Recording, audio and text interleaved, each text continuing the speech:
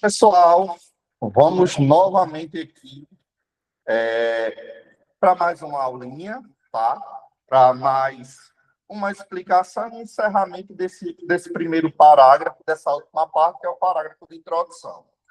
Semana passada, né, na aula passada, na verdade, eu estava explicando para vocês a estrutura do repertório com viés positivo e com viés negativo, né? Ainda ficou aquela partezinha do repertório com viés negativo, ainda por ver, tá?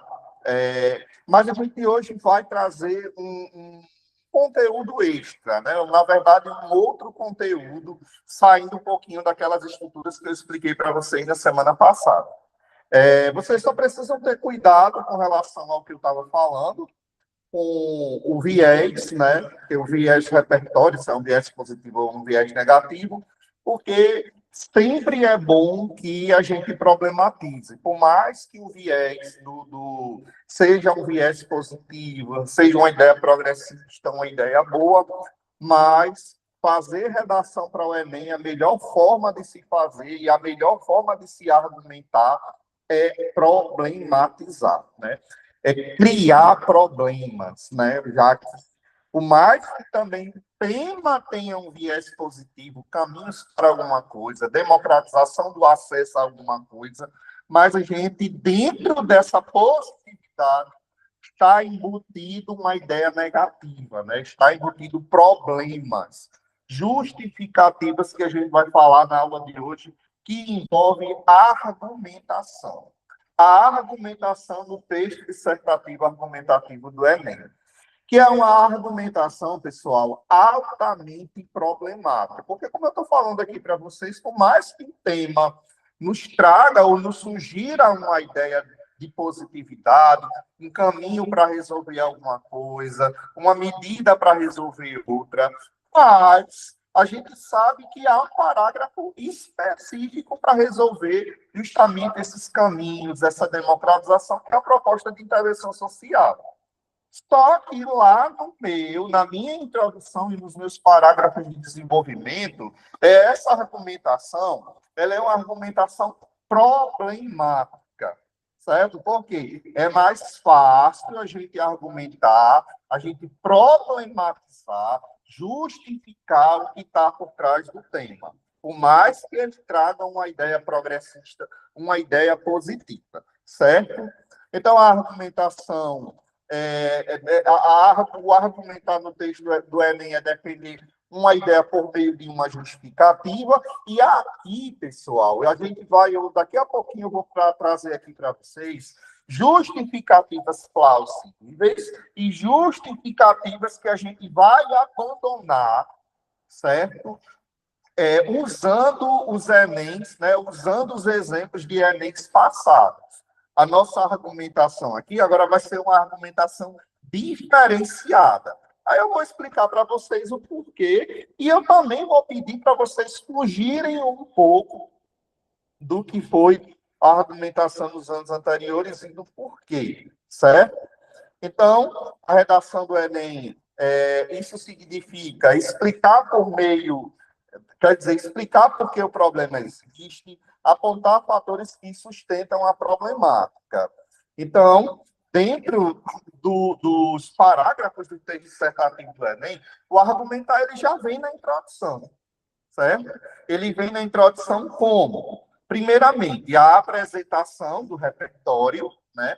Tem, então, o que eu expliquei, a gente viu até aqui, que há necessidade de, antes da gente citar o tema, haver uma contextualização, certo?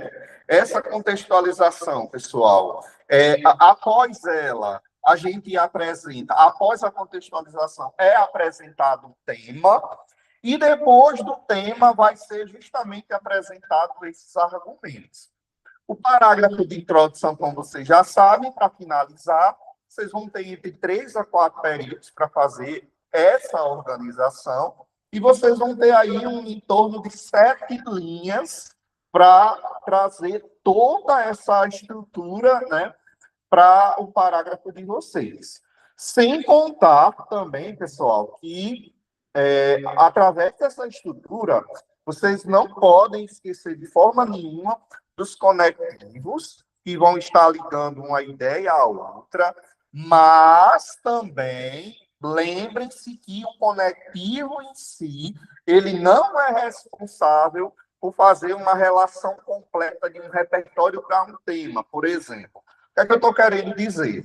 Às vezes você diz assim, o repertório, o documentário X, aborda a situação de tal, tal, tal. No entanto, é válido discutir o tema tal, tal, tal. Olha, no entanto, ele liga um ponto ao outro, tem uma relação aí de sentido que é uma relação de oposição, mas o repertório ele precisa ser retomado. Eu preciso, a partir do momento em que eu trago um tema, fazer algum tipo de relação com o que eu falei anteriormente. Geralmente, o aluno ele tem esses dois problemas. Ele só coloca o conectivo ligando um período ao outro, ele não retoma o que foi dito lá no filme, ele não retoma a ideia que foi dita. E um outro problema que eu vejo é que também, muitas vezes, a contextualização desse repertório é uma contextualização bem pequena. O filme fala sobre tal, tal, tal, bem rápido e bem raso. Os textos de vocês agora, eles vão precisar justamente de uma contextualização maior. Com a gente falando assim de repertório, vai precisar de ter o conectivo entre um período e o outro, a relação também ela é necessária, certo? Se tem um repertório, se tem o tema, o repertório ele precisa ser retomado, certo? Tem que haver uma relação. Vocês não podem esquecer disso. E por fim, gente, chega a parte, que é essa parte final, tá? Que é a parte da argumentação, que é a apresentação dos argumentos lá no parágrafo de introdução, certo? E essa apresentação desses argumentos, eles vão vir por meio de tópicos. Se vocês prestarem atenção, quando eu mandar o material aí na aula de hoje, essa parte aqui que eu estou destacando, que é a partezinha final, né? Repertório, tema, ponto. Diante disso, destaca-se argumento 1, destaca-se também o argumento 2 como fatores responsáveis por essa problemática. Então, aí é a estrutura aí da partezinha final do parágrafo aí de introdução de vocês. É o último ponto. Vocês juntarem, né, fizerem a gestão de todos os materiais, vocês podem prestar atenção que a gente está dividindo, desde da primeira linha, que é do repertório, até essa partezinha final, que é a parte e a estrutura final da introdução. Certo? Gente, mas assim, o que é um bom argumento? O que é que a gente deve fazer? Ou qual a nova proposta de argumentação para o Enem 2026, para essa redação? A nossa proposta, gente, é fugir do genérico, né? Que é fugir daquele argumento onde muitas vezes a gente usava a omissão estatal, a falta de leis, a má influência midiática. Eu já estou pedindo para que vocês meio que fujam desse tipo de argumentação lá na introdução. Por quê? Porque um bom argumento é um argumento que vocês vão especificar. Quando eu digo que há uma omissão estatal, uma omissão estatal para quê? Relacionada ao quê? Quando eu digo que a mídia ela é má influente, ela é má influente para quem? Ou para o quê? Então, usar esse tipo de argumento, né, lá na introdução, seria interessante que esse argumento seja um argumento mais explicado. Claro que vocês não vão trazer uma argumentação muito grande, né? Já que vocês vão detalhar e vão explicar bem direitinho os parágrafos de desenvolvimento. É interessante que especifique mais, né? A gente está trazendo aí como exemplos de uma boa argumentação, o que é proibido? Falta de conscientização. Não é nem que seja proibido. Quando eu digo assim, Diante disso, destacam-se a falta de conscientização para quê? Aí, olha, um argumento bom. Baixa educação alimentar nas escolas públicas. Geralmente, aí, esse argumento é um argumento voltado para um tema que vai falar sobre alimentação. Então, eu estou especificando, né? Eu estou explicando um pouco mais. E nós temos aí, dentro do material, outros tipos de argumentos justamente mais explicativos, né? Olha, a mídia influencia, ou a má influência midiática. Eu estou meio que trazendo esse tipo de argumento como um argumento fraco, e o argumento mais contextualizado, um argumento melhor, como a publicidade alimentícia direcionada ao público jovem, certo?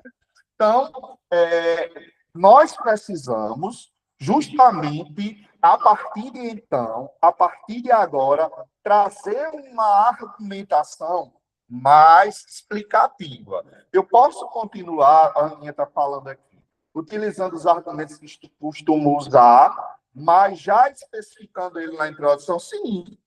Porque, assim, muitas vezes, você já tem aí, né, uma segurança. Valério, eu tenho muita segurança, eu tenho muito repertório, eu tenho muita coisa boa quando eu for falar assim, quando eu falo de boa para me problematizar, usando o governo.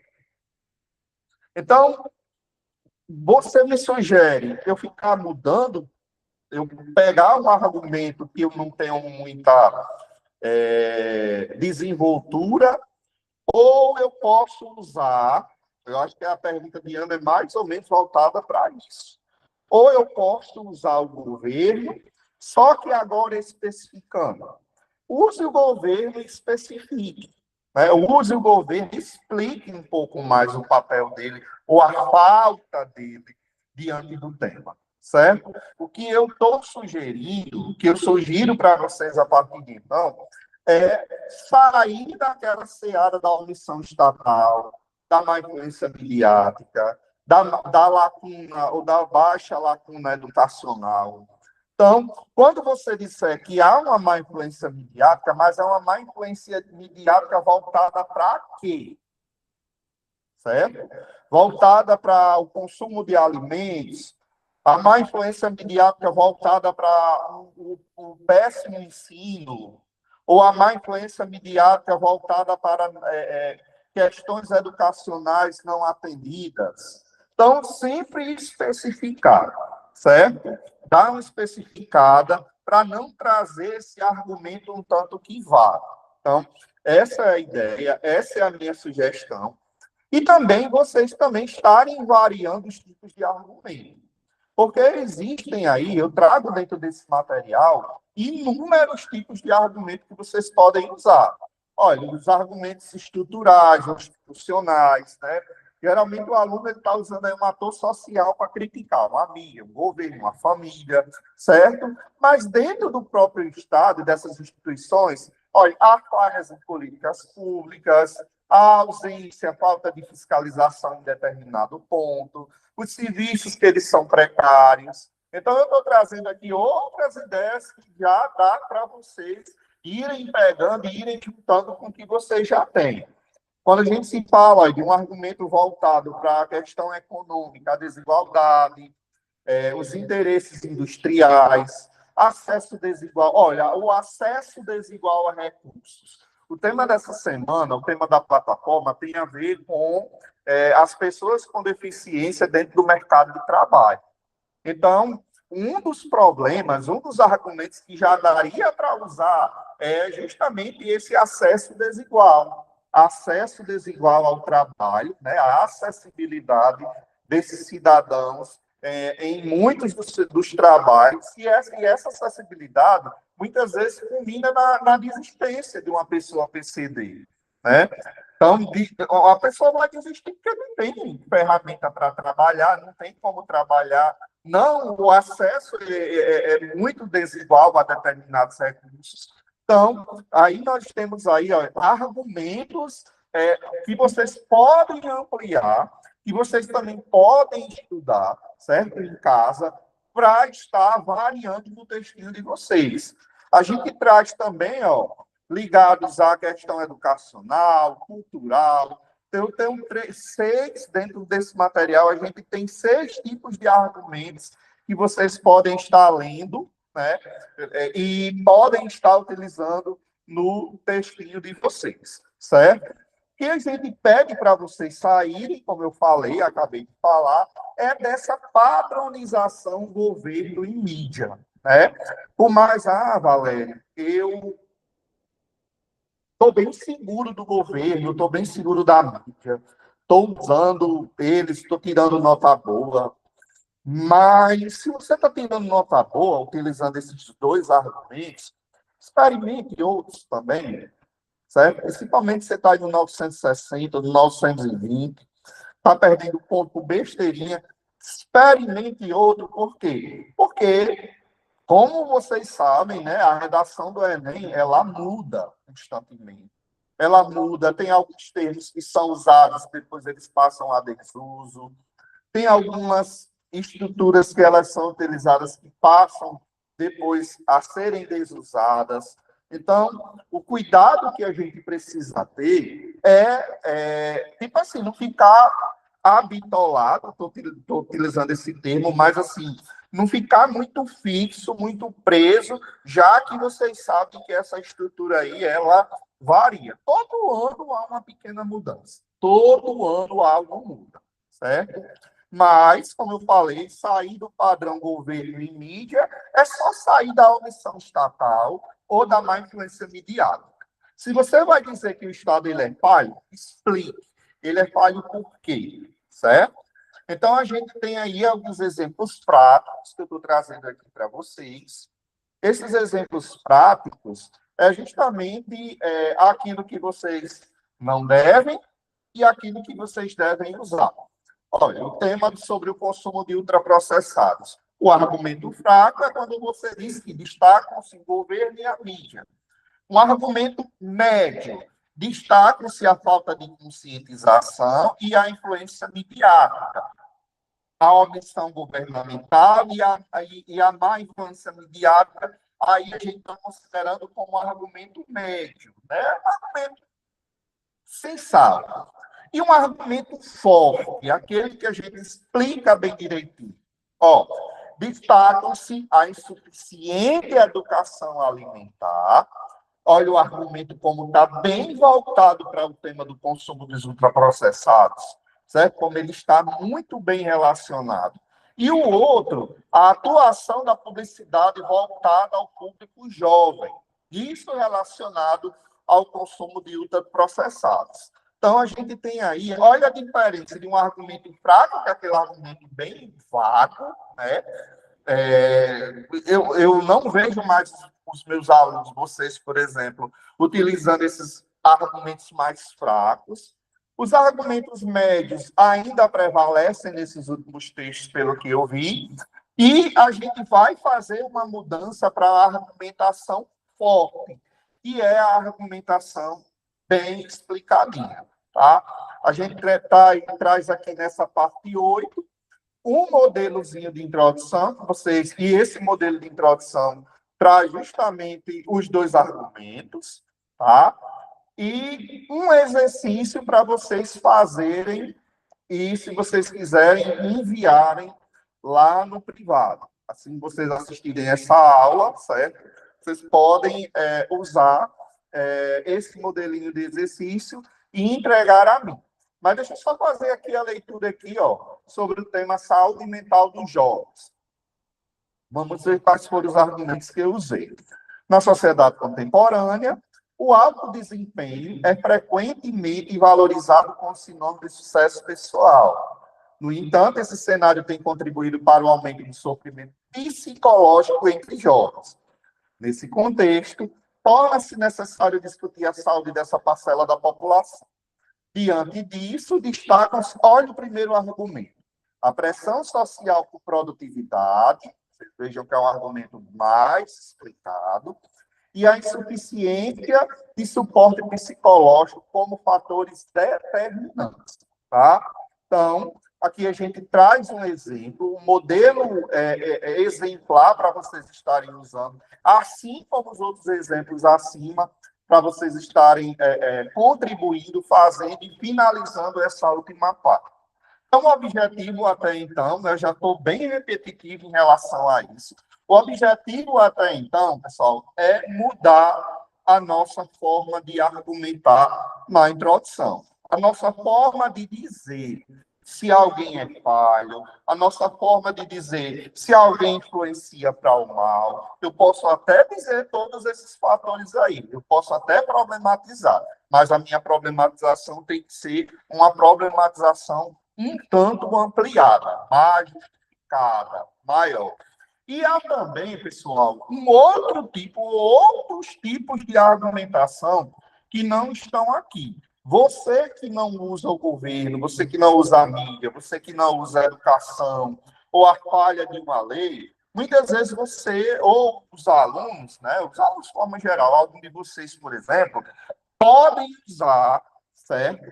Podem utilizar causa e consequência. A causa e a consequência, ou duas causas, ou duas consequências, ou uma causa e uma consequência, são tipos de argumentação onde o aluno, ou são tipos de boas argumentações onde vocês podem se valer, certo? Não há nenhum tipo de proibição por usar uma causa e uma consequência, ao contrário. Eu acho, inclusive, as causas ou as consequências, eu acho esse tipo de argumentação bem plausível e bate muito dentro do contexto do tema. Mas a gente sabe, pessoal, que nós precisamos, né, a todo momento eu estou falando aqui para vocês de segurança. Eu preciso utilizar minhas estruturas de segurança. Eu preciso utilizar meus argumentos de segurança, meus repertórios de segurança. Por quê? Porque, a partir deles, através desses repertórios, desse texto de segurança, me dá uma base para, quando eu chegar no fim, ficar lá com a notinha 960, 920, ou até mesmo a nota máxima, a nota 1000. É necessário que essa segurança ela aconteça. E a mudança, né, por exemplo, galera, eu estou usando muito bem pela sua aula, pela sua explicação, pela minha nota do Enem do ano passado e pelo que eu estou estudando, eu estou usando muito bem os meus argumentos.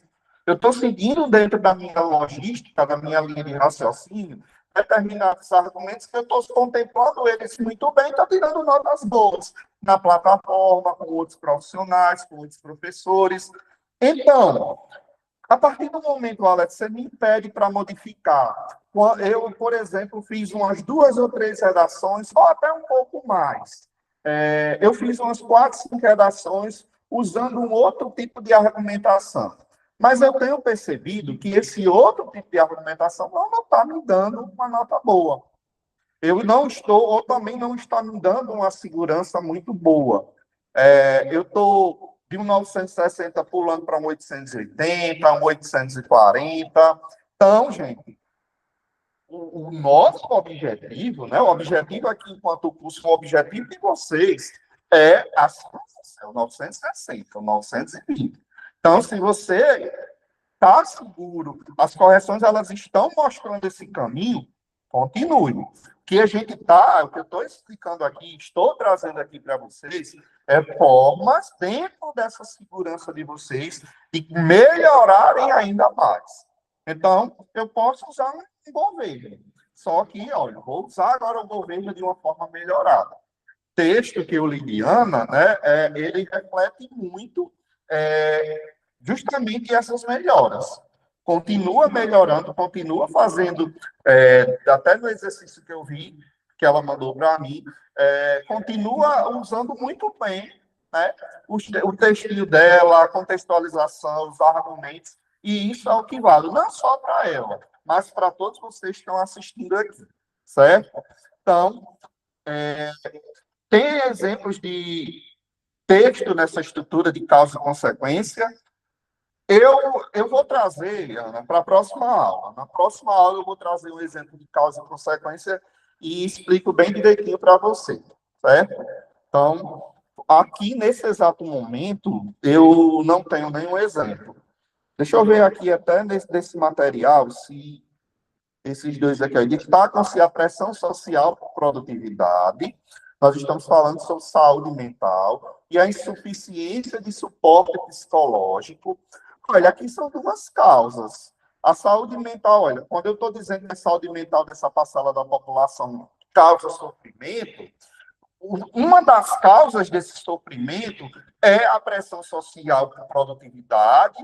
O jovem, ele a todo momento precisa estar ou colocar na cabeça que é uma pessoa proativa, né? E uma outra causa, aqui são dois exemplos de causas. E a insuficiência de suporte psicológico, né? Então, qual a consequência? Quando eu digo que os jovens eles são pressionados socialmente por produtividade, e quando eu digo que eles não têm suporte psicológico, eu tenho duas causas. Quais são as consequências? Um maior adoecimento, né? Eles ficam mais suscetíveis às doenças, como depressão. Então, eu meio que estou trazendo aqui nesse exemplo, né, desse parágrafo aqui, duas causas. As causas, né, que é a justificativa para o problema do tema acontecer, e a consequência é justamente a consequência negativa para alguma. Por exemplo, eu poderia fazer assim, ó, usando uma causa e uma consequência, usando esse exemplo aqui. Ó. Diante disso, destacam-se como causa a pressão por produtividade e, como consequência, o adoecimento mental desse público. Então, eu trataria a pressão social lá no primeiro parágrafo do desenvolvimento 1, que é a minha causa, e o desenvolvimento 2, o adoecimento mental, é a consequência dessa pressão social por produtividade. Nós temos aí exemplos de causa e consequência, e nós temos aí, dentro desse parágrafo, dois exemplos de causa que você poderia usar no seu texto, certo?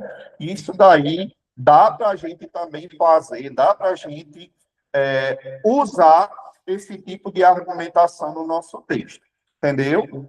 Então, esses são aí alguns exemplos que eu expliquei, mas eu também posso trazer outros nas aulas seguintes para vocês verem como é que vai ficar. Foge um pouquinho do que é a mídia, né, do que é o governo de forma geral. Então, foge um pouquinho deles dois. Não que eles sejam proibidos. O meu medo, sinceramente, o meu medo do governo, e principalmente da mídia, o meu medo, pessoal, é o repertório de bolso. Né? Eu já tenho notado que quando você vai usar uma influência midiática, lá vem um Bourdieu, lá vem uma outra pessoa, um outro filósofo, né, que vai meio que caracterizar o repertóriozinho de bolso. Ontem, nos textos, eu li dois textos das meninas da turma da tarde, da segunda-feira de abril, e isso foi um tanto, foi até um pouco refletido, né? Então, como assim? Lá no desenvolvimento 2, lá vai ele, a má influência midiática. Traga um repertório sobre a má influência midiática.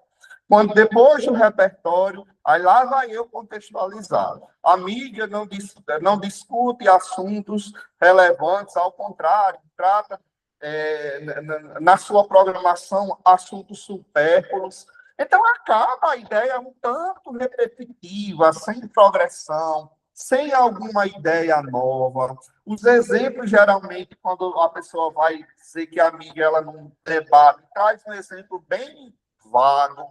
Então, o meu medo de usar o governo como argumento e o meu medo de usar a mídia como argumento é justamente fazer um tipo de parágrafo desse, um parágrafo vago. Um parágrafo que muitas vezes vai caracterizar lá no desenvolvimento o repertório de bolso, certo? E vai fazer com que vocês percam nota, tá? Então, há necessidade de ter esse cuidado. no exercício que eu fiz, causa e consequência, na minha concepção, só que não sei desenvolver muito bem os desenvolvimentos nessa estrutura. Então, vá para o seu desenvolvimento de segurança pelo que você está fazendo, pelo que eu estou acompanhando, certo? Agora, de uma coisa eu também concordo. Usar uma causa e consequência para a introdução é uma coisa. Eu consigo. Eu acho que vocês conseguem. Todos vocês conseguem, por exemplo, topicalizar pressão social por produtividade. E para desenvolver, tem o repertório? Tem a ideia? Certo? Então, segurança a todo momento. Não queira também, vamos dizer que eu sou um aluno aqui, né? Entrei no curso agora, tem muitos alunos que são assim, tem uma sede de querer logo aprender, né? De querer ir pelo lado mais difícil. Vou usar a causa e vou usar a consequência. Mas, quando vai lá para o desenvolvimento, tem uma dificuldade tão grande de desenvolver esse tipo de argumentação, então vá para a sua segurança. Agora, eu vou para a minha segurança de uma forma contextualizada. Eu vou para o governo, mas eu posso dizer, diante da saúde mental, diante disso, destacam-se a falta de políticas públicas do governo voltadas ao público jovem, ou falta de políticas públicas na saúde mental de boa parte dos jovens. Então, sempre contextualizar, explicar um pouquinho. Se você faz essa explicação, tá tudo bem, certo? Acho mais difícil mesmo desenvolver, mas vou tentar usar um texto seguindo esse modelo. Show de bola, certo? Pessoal, tem alguma dúvida? Olha, tem esse exercíciozinho para vocês fazerem, caso queiram, tá? O exercício, é para justamente vocês. O tema é a banalização do discurso de ódio nas redes sociais. Por que é que esse problema acontece? Né? Listar 3 possíveis argumentos e dos 3 vocês vão escolher 2, né? Que são justamente os 2 que vocês vão usar na introdução, tá? Os 2 que vocês forem escolher, a escolha ela só vai acontecer com os 2 argumentos que vocês tiverem mais facilidade para desenvolver. Eu não posso usar uma insuficiência de suporte psicológico, por exemplo, se eu não sei argumentar. Então, você tem que usar 2 argumentos que encaixem dentro da sua memória e que você consiga desenvolver esses 2 argumentos, certo? Sempre tentando ir pelo lado mais fácil, pelo lado mais prático, mas também essa facilidade e essa praticidade tem que vir dentro da logística do texto do Enem, certo? Então, alguém tem mais alguma dúvida, alguma pergunta relacionada a essa questão? Tá tudo certo? Então, nós temos até então, né, esse material, esse exercício para vocês estarem enviando. Hoje a gente finaliza aí o parágrafo de introdução, tá? E na semana que vem, ou depois da semana que vem é feriado, nós vamos ter o material que eu vou, aquele material que eu vou apresentar para vocês, né? E também, desculpe, e também, pessoal, nós vamos já começar nesse parágrafo de desenvolvimento, certo? A primeira e a segunda parte. A primeira parte é a apresentação dos argumentos, a segunda parte é o repertório. Ter cuidado com o repertório da argumentação, os parágrafos de desenvolvimento, tá? Vou parar aqui a apresentação por hoje